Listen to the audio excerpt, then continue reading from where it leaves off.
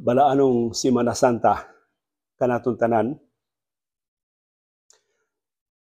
akong pakisaw-an ninyo kining usa ka talagsaong pamalandong mahitungod sa kasakit.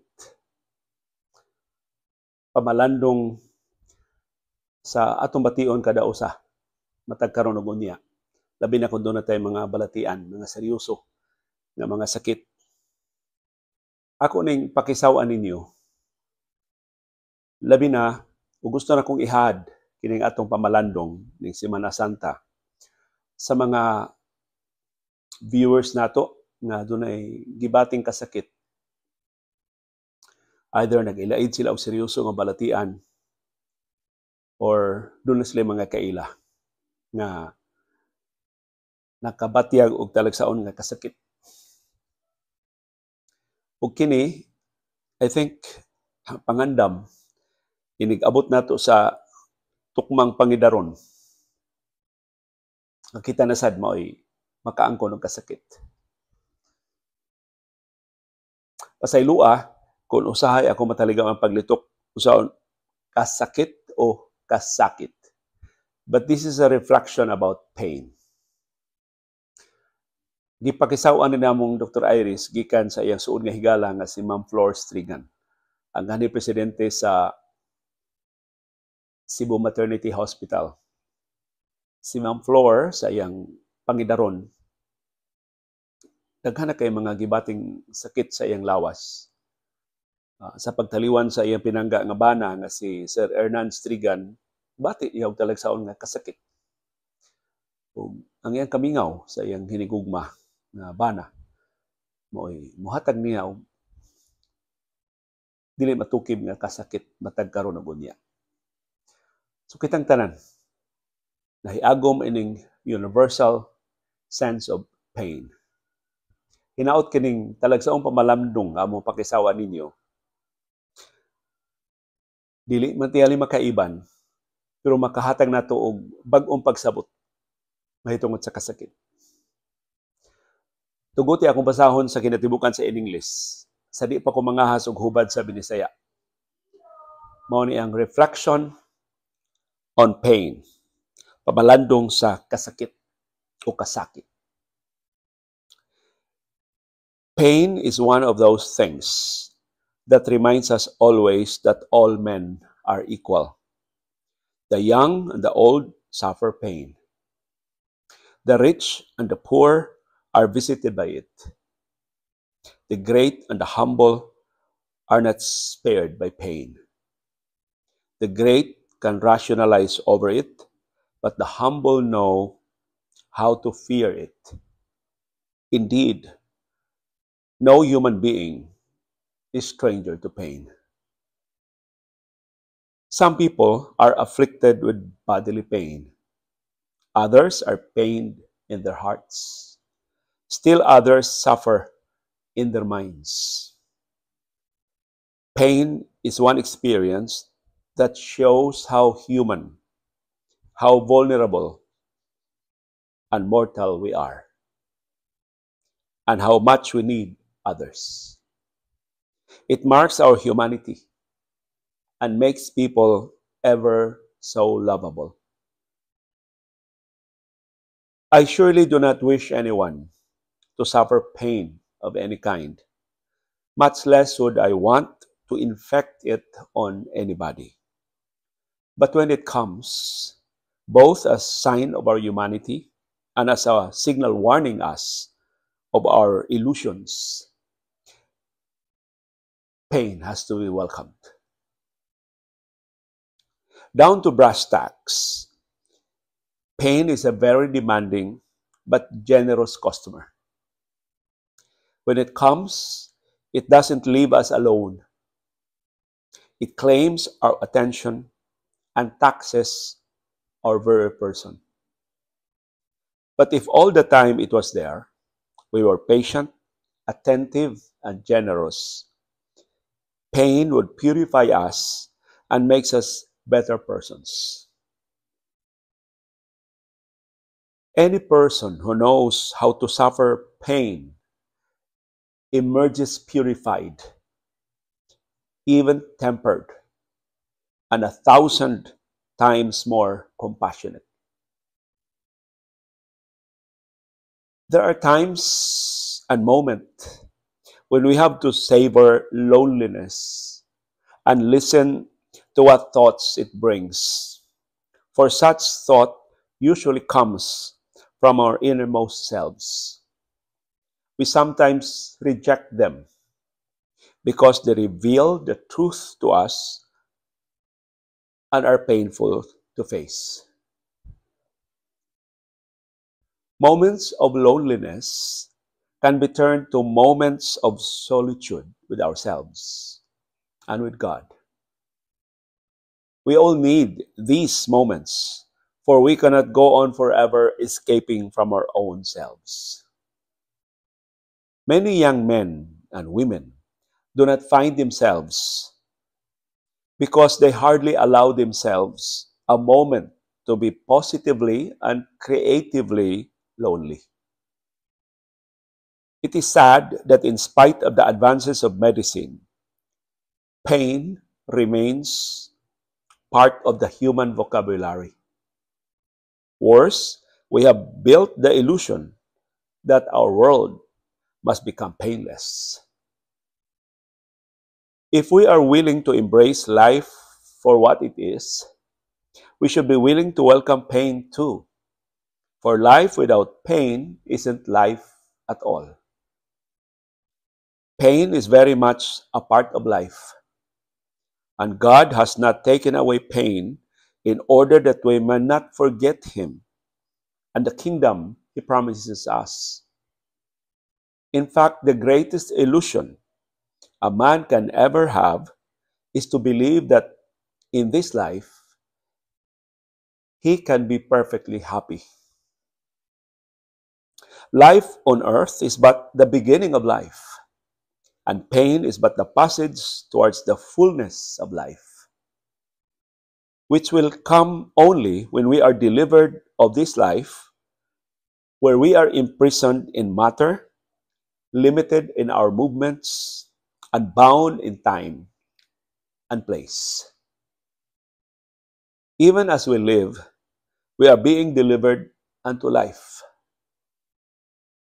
Just as there is pain when a woman gives birth to a child, so there will be pain, even as this earth delivers us unto truth, true life. Pain is part of our deliverance. If we welcome pain, we shall be delivered unto life, God's life. Moto ang kinatibukan nga reflection on pain. Tuguti, ug mga hasko, pakigsaw ninyo sa akong kabus nga Binisaya sa maong pamalandong. Ang kasakit makapahinumdum nato nga ang tanan managsama. Ang batan-on ug ang tiguang mag-antos sa kasakit. Ang dato ug pobre duawon sa kasakit. Ang dato ug pobre duawon sa kasakit. Ang bantugan ug ang kasarangan di makaikyas sa kasakit. Ang bantugan makatugkad pero ang kasarangan makat-on sa pagkahadlok sa kasakit. Tinuod way tao nga wa kaila og kasakit. Dunay mga tao nga nahiagom sa kasakit sa lawas. Ang uban dunay kasakit sa ilang kasing-kasing. Duna po'y uban nga gisakitan sa ilang hunahuna. Ang kasakit usa ka kasinatian nga magpakita unsa ta katawhanon, unsa ta kahuyang, ug asa ra ta kutob, ug unsa kadako ang atong panginahanglan sa uban. Ang kasakit nagtimaan sa atong pagkatao ug nakahimo sa mga tao nga angay sa paghigugma. Way angay nga mangandoy og kasakit sa bisan unsang matang. Way angay nga mopasakit ni bisan kinsa. Apan kung moabot ang kasakit, isip timaan sa atong katawhanon ug isip pasidaan nato sa atong mga ilusyon, ang kasakit angay nga hangpon. Sa labing yano nga pagsabot, ang kasakit mapugsanon ug manggihatagon. Kung moabot ang kasakit, di ta niya pasagdan nga mag-inusara. Kuhaon sa kasakit ang atong atensyon ug magpabatyag siya sa tibuok natong lawas. Pero kung sa tanang higayon nga naa ang kasakit, kung mapailubon ta, magbabinantayon o magmanggihatagon, muhugas siya nato ug muhimo nato nga mas maayong mga tao. Si bisan kinsa nga kamao nga moagwanta sa kasakit, motumaw nga mas lunsay, mas hinog, o mapilo sa kalibuan ang kamabination. Dunay mga higayon nga ang atong tagamtamon ang kamingaw o paminawon ang mga panghuna-huna nga iyang gidala. Kaya ang maong huna-huna kasagaran manukad sa kinauyukan natong bahin. Usahay ato silang isalikway kay gibutyag nila ang kamatuoran nato na sakit na ato bangon. Mga higayon sa kamingaw mahimong mga higayon sa pakig-uban sa atong kaugalingon ug sa Ginoo. Kitang tanan nagkinahanglan ning maong mga higayon kay dili ta makalahutay na hangtod sa hangtod nga moikyas sa atong kaugalingon. Daghang batan-ong kalalakinan ug kababayen-an di makakita sa ilang kaugalingon. Kay wa nila hatagi ang ilang kaugalingon sa higayon nga mag-inusara, sa maayo ug mamugnaon nga paagi. Makapasubo nga bisan sa pag-abante sa medisina, ang kasakit nagpabilin nga kabahin sa tawhanong pinulungan.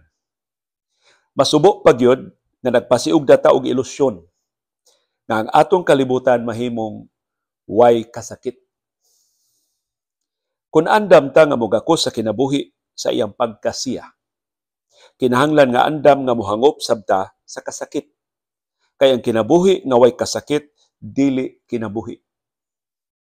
Ang kasakit dakong bahin sa kinabuhi. Ug ang Ginoo wa motangtang sa kasakit aron nga di ta malimot niya ug sa gingharian nga iyang gisaad nato.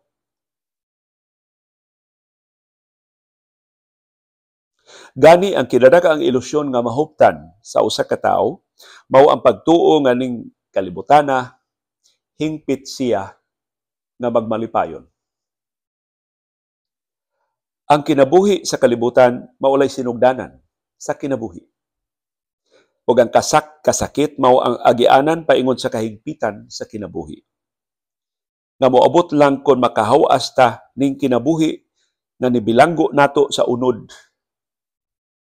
Nigapos sa atong mga lihok ug nitanggong nato sa takna ug luna. Samtang nagpakabuhi, gihawas ta ngadto sa kinabuhi. Sa mga dunay kasakit dihang gihimugso sa usa ka babay ang usa ka bata. Dunay say kasakit sa paghawas sa kalibutan nato ngadto sa kamatuoran tinuod nga kinabuhi. Ang kasakit kabahin sa atong kaluwasan. Kung atong hangpon ang kasakit, mahatod ta ngadto sa kinabuhi. Sa kinabuhi sa Ginoo. Kining maong pamalandong nakatabang nako sa mga higayon nga nahiagom ko sa labing kasakit. Kasakit sa kaunuran, kasakit sa akong kasakit sa kasing-kasing tungod sa kahiubos.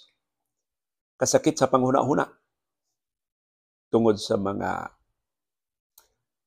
pangandoy nga wa makabuot, tungod sa mga tinguha nga wa matuman.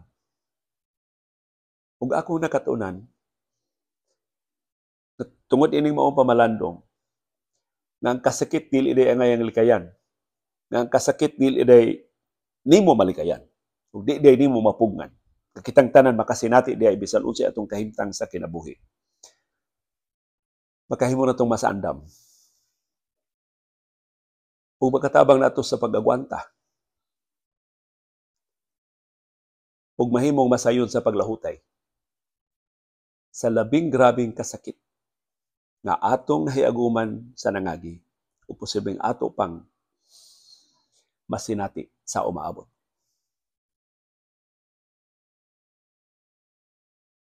Balaanon nga Semana Santa kanatong tanan.